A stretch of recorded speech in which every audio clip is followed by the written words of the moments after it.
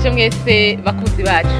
Ikaze muri aya makuru ategekanya ikirere cyo kuri uyu wa gatatu n'igenekerezo rya 21 Ruhuhuma umwaka wa 2024.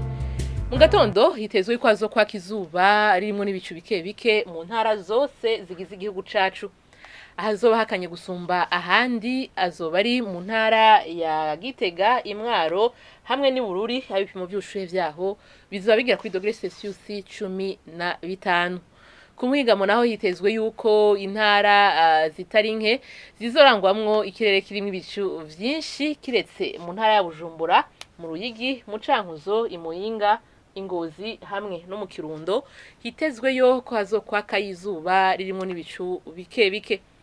Ahazoba hashushe gusumba ahandi azoba ari mu ntara ya Cibitoke, ibipimo by'ubushuhe vyaho bizaba bigera kuri degrees Celsius 31. Mu gatondo rero izuba rizoseruka igihe cy'isaha 12:10 rirenge igihe cy'isaha 12:22 z'umugoroba. Nuko rero ni hano amakuru ategekanye ikirere cyo kuri uyu wa gatatu agarukiye. Mwakoze mwese kuyakurikira naho ubutaha.